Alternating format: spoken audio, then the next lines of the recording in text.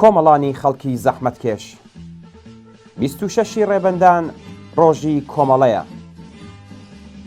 ڕۆژی کۆمەڵە ڕۆژی ڕێزگرتن لە تێکۆشانی ئەو ڕێکخراوە کۆمونیستیەیە کە بە پشت ئەستووری هێزی کرێکاران و زەحمەتکێشان بۆ گەیشتن بە ئازادی و بەرابەری و پێکهێنانی حکوومەتی کارگەری خەبات دەکات.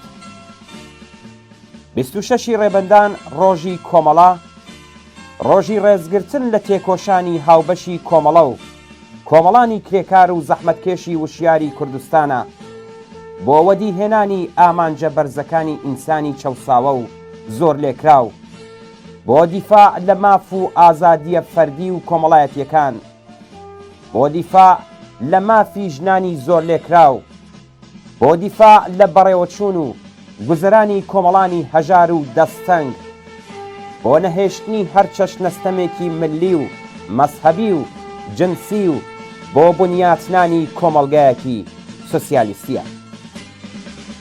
کۆمەڵە پشت ئەستوور بە هێزی وشیاری و خەباتی کۆڵنەدەرانەی ئێوەیە کە توانیویەتی لە بەرامبەر هەموو دژمنانی ڕەنگا و ڕەنگی ڕزگاری کرێکاران و زەحمەتکێشاندا ڕاوەستێ.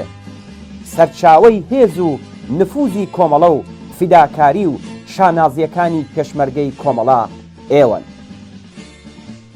بە پەرەپێدانی خەبات و تێکۆشانی خۆتان لە دژی چەوسانەوە و ستەم و بێعداڵەتی، باوەڕێخستنی ئێعترازی جەماوەری لە دژی هەر چەشنە تەحقیر و هەڵاواردن و بێمافیەک وا بە بەهێزکردنی هەرچی زیاتری ڕیزەکانی پێشمەرگەی کۆمەڵە، ڕیزی خەباتی شۆڕشگێرانە و کۆمونیستیتان لە دژی حاکمیەتی زاڵمانە و جەنایەتکارانەی کۆماری ئیسلامی و گەیشتن بە ئازادی و بەرابەری و ئاسوودەیی کتەوتر بکەن. پیرۆز بێت 26 ڕێبەندان ڕۆژی کۆمەڵە.